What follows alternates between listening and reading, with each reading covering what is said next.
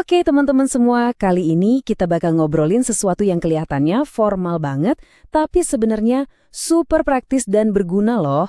Apalagi buat mahasiswa. Yup, kita akan kupas tuntas cara menulis inquiry letter atau surat permintaan informasi. Hai Sobat Dosen Kepo, kepo dikit boleh dong? Beneran deh, rasa ingin tahu atau kepo itu kan wajar banget ya, malah bagus. Nah, di dunia profesional, ternyata ada loh cara yang elegan dan terstruktur buat menyalurkan rasa kepo kita. Inilah yang akan kita bedah bareng-bareng hari ini. Gimana caranya jadi kepo, tapi profesional? Jadi, apa aja sih yang bakal kita bahas? Pertama, kita mulai dari konsepnya. Apa itu kepo secara profesional? Terus kita bedah anatomi suratnya biar tahu bagian-bagian pentingnya. Setelah itu kita masuk ke langkah-langkah praktis nulisnya. Gak cuma teori, kita juga bakal lihat studi kasus langsung. Dan terakhir, pastinya ada rangkuman poin-poin kunci biar langsung nempel di kepala. Oke, kita langsung masuk ke bagian pertama ya. Yuk kita bangun fondasinya dulu. Sebenarnya apa sih inquiry letter itu? Intinya tuh sebenarnya simple banget. Inquiry letter itu ya surat yang kita tulis buat minta informasi. Gitu aja. Tapi ada tapinya nih, kunci utamanya adalah bahasanya harus sopan dan sama sekali nggak boleh terkesan maksa atau nyuruh-nyuruh. Ingat ya, ini tuh permintaan, bukan perintah. Oh, dan ternyata nih surat permintaan ini ada dua jenis utama. Yang pertama itu the first inquiry. Anggap aja ini kayak pertama kali kita ketok pintu ke perusahaan lain. Mungkin sebagai calon pembeli baru yang mau mulai kenalan. Nah, yang kedua itu the routine inquiry. Ini lebih santai, kayak nyapa teman lama aja. Biasanya dikirim sama pembeli yang udah langganan dan cuma butuh info rutin aja. Sip, sekarang ayo kita pakai Jaslab kita dan jadi ahli bedah. Kita akan membedah anatomi atau katakanlah cetak biru dari sebuah surat permintaan yang proper. Apa aja sih komponen wajibnya? Yuk kita lihat. Oke, jadi ada 9 elemen penting nih. Banyak ya? Tenang, gampang kok ngapalinnya. Coba bayangin aja suratnya. Di paling atas pasti ada kop surat. Itu identitas kita. Terus ada perihal, biar penerima langsung tahu maksudnya apa. Nah, baru deh kita masuk ke bagian intinya. Ada salam pembuka, terus isi suratnya, ditutup lagi pakai salam penutup, dan diakhiri dengan tanda tangan kita. Simple kan? Semua elemen ini punya urutan yang logis, jadi surat kita kelihatan rapi dan profesional. Udah tahu strukturnya. Terus gimana cara nulisnya? Gimana cara merangkai kata-katanya? Nah, tenang aja, ini nggak sesusah yang dibayangin kok. Prosesnya bisa kita pecah jadi 3 langkah super sederhana. Kuncinya ada di 3 paragraf ini. Gini cara mikirnya. Paragraf pertama itu buat perkenalan, siapa kita. Paragraf kedua, ini nih jantung suratnya.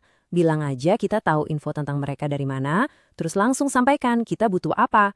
Mau minta katalog, daftar harga, sebutin aja yang spesifik.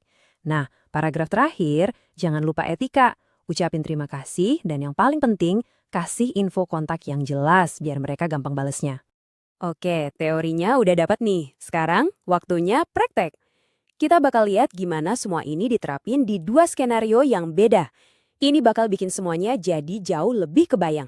Contoh pertama kita, ini kasus klasik, komunikasi antar perusahaan, atau yang biasa disebut B2B.